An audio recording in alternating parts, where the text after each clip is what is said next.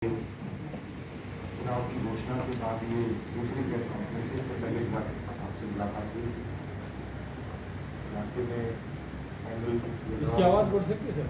इसकी थोड़ी आवाज़ सी कम वॉल्यूम थोड़ा सा इसका ठीक है सर, आप नजदीक चलो। तो अब जैसा आप सब जानते हैं चुनाव प्रचार अपने पीक पर लगभग पहुंच चुका है।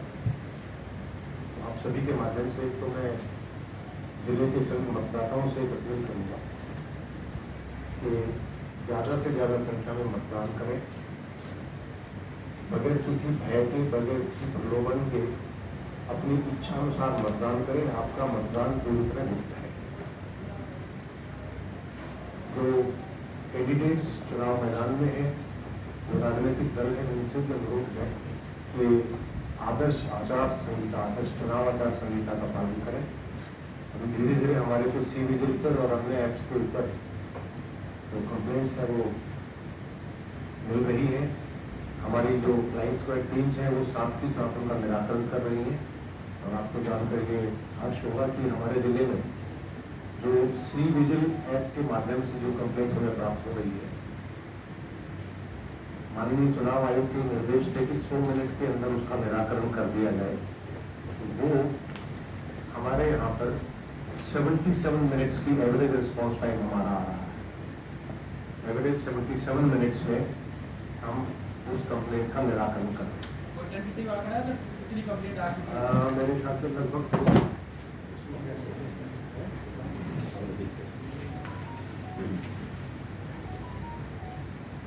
अभी तक टोटल 163 कंप्लेंट प्राप्त हो चुकी है और उनका एवरेज रिस्पॉन्स टाइम 77 मिनट, 1 घंटा 17 मिनट के अंदर निराकरण किया गया है। ये अनुरोध भी सभी राजनीतिक दलों से रहेगा तो मॉडल कोड ऑफ कंडक्ट के अनुसार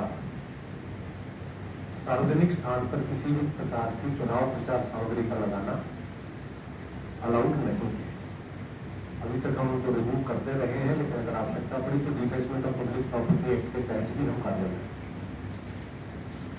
हालांकि उस तरह की कंप्लेंट्स की संख्या काफी कम है, लेकिन हो सकता है आगे जैसे जैसे चुनाव प्रचार इंटेंसिफाई होगा, इसलिए मैं एडवांस में सभी कैंडिडेट से, राजनीतिक दलों से भी अनुरोध करना चाहूँगा कि मॉडल कोड ऑफ कंडक्ट के अनुसार ही अपना चुनाव प्रचार करें।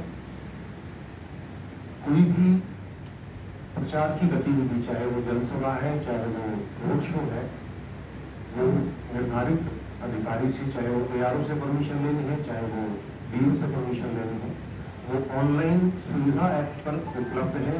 ऑनलाइन वो अप्लाई करें और निश्चित समय में, नियमित समय के अंदर अंदर उनको उसकी अनुमति दे दीजिए। उसके अलावा चुनाव खर्च के आकलन के बारे में ऑब्जर्वर सभी फील्ड में आ चुके हैं। जनरल ऑब्जर्वर आ चुके हैं, एक्सपेंडिचर ऑब्जर्वर आ चुके हैं, पुलिस ऑब्जर्वर आ चुके हैं। तो वो भी अब चुनाव की खर्च की मॉनिटरिंग कर रहे हैं। क्योंकि कैंडिडेट्स के पास खर्च का रजिस्टर दे दिया गया है, वो RO के स्तर पर मॉनिटरिंग हो रही है। इसके अलावा हम शेडो रजिस्टर मेंटेन कर रहे हैं। सभी नागरिकों से भी एक अनुरोध है कि आदर्श चुनाव आचार संहिता के चलते 50,000 रुपए से अधिक का कैश लेके ट्रेवल करने में प्रतिबंध, यदि उसके साथ निश्चित डॉक्यूमेंट्स नहीं है। अगर आपने बैंक से ड्रॉ किया है तो बैंक से कैश ड्रॉ करते वक्त साथ ही उसी कैशियर से एक प्रिंट आउट रिसीट जरूर ले लें, जिसमें बारकोड के माध्यम से लिखा होगा कि ये कैश किसने विड्रॉ किया है, कौन सी गाड़ी में, कहाँ तक जाएगा। वो बारकोड से हमारी चेकिंग टीम उसको चेक कर लेगी। अगर वो बारकोड साथ में अवेलेबल है तो उसको कन्फिस्केट नहीं किया जाएगा, अन्यथा 50,000 से अधिक का कैश कैरी करने पर उसको जब्त कर लिया जाएगा। इसके अलावा विभिन्न राजनीतिक दलों से, विभिन्न कैंडिडेट से ये भी अनुरोध है कि जो आदर्श चुनाव आचार संहिता के अंदर दिए गए हैं दिशा निर्देश, उनका पालन करें। प्रचार के दौरान कोई भी ऐसी चीज न करें जो चुनाव आचार संहिता के अनुसार नहीं है। वाहनों की संख्या के बारे में जैसा उसमें लिखा है, किसी को भी अगर क्लियर नहीं है तो ECI की वेबसाइट पर जाकर देख सकते हैं। प्रचार के लिए वाहनों की संख्या पर कोई सीमा नहीं है, लेकिन उसकी अनुमति जरूर लेनी पड़ेगी और अनुमति का जो पत्र है वो ओरिजिनल में उस गाड़ी के शीशे पे लगा होना चाहिए। ऑफकोर्स उसकी जो मूवमेंट है वो उसके खर्चे में जरूर बुक की जाएगी और जो खर्चे की तय सीमा है उसके अंदर अंदर उन्होंने खर्च करना। सभी नागरिकों से अनुरोध है कि अपने मत का अधिकार जरूर प्रयोग करें। मैं कल ही एक पोस्ट पढ़ रहा था जहां पर उसमें लिखा था, जैसे अगर कोई व्यक्ति रेस्टोरेंट में भी जाते हैं एक दिन के लिए भोजन करने, तो ये किसी को अच्छा नहीं लगता है कि मेरे लिए भोजन का ऑर्डर या भोजन कोई और चूज करे। तो मैं अनुरोध करूंगा अपने मतदाताओं को, लोकतांत्रिक अधिकार मिला है कि अपनी इच्छा अनुसार अपने कैंडिडेट का चुनाव करें।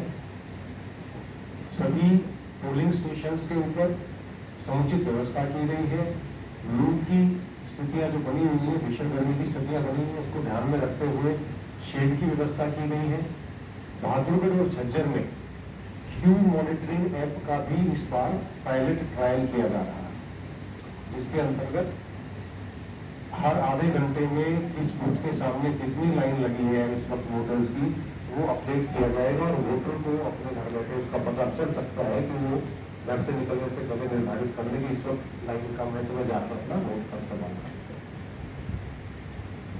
सभी पोलिंग स्टेशन के चारों तरफ 200 मीटर के दायरे में पोलिंग के दिन धारा 144 रहेगी, उसके अंदर क्या प्रतिबंधित है वो मैं आपसे शेयर कर देता हूँ। किसी भी किस्म के फायर आर्म्स, जो व्यक्ति उस बूथ के वोटर नहीं है या किसी अन्य आदेश के तहत वहां चुनाव ड्यूटी पर नहीं है, चाहे वो पोलिंग पार्टी है, पुलिस पार्टी है, कैंडिडेट से उनके इलेक्शन एजेंट है, उनको अलाउड है। उसके अलावा जो व्यक्ति उस ग्रुप के वोटर नहीं है उसको उस परिसर से 200 मीटर के दायरे में नहीं आना है।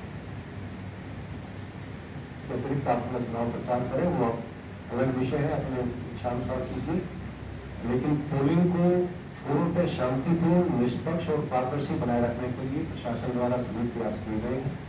एक बार फिर से अंत में मैं सभी मतदाताओं से अपील करूंगा कि ज्यादा से ज्यादा संख्या में अपने मताधिकार का प्रयोग करें, अपनी इच्छा अनुसार करें, अपने विवेक अनुसार करें, बगैर किसी भय के, बगैर किसी प्रयोग के। आज के लिए मैं तो इतना ही कहना चाहूंगा। आपका कोई प्रश्न है तो मैं अभी आपने बताया था कि 163 163 शिकायतें आ चुकी हैं, उनमें से ज्यादातर क्या शिकायतें हैं? किस टाइप की शिकायतें? तकरीबन शिकायतें तो पोलिंग से संबंधित पब्लिसिटी की है, मत प्रचार की है। उसमें कुछ पोस्टर है, इश्तिहार है, वॉल राइटिंग जो कर दी गई है। अगर प्राइवेट भवन पर कोई वॉल राइटिंग है, अगर वो उसके मालिक की अनुमति से है तो वो वायलेशन नहीं है, वो केवल उसके खर्च में ऐड होगा। सार्वजनिक स्थान पर प्रचार सामग्री लगाना चाहिए। किसी कैंडिडेट द्वारा चुनाव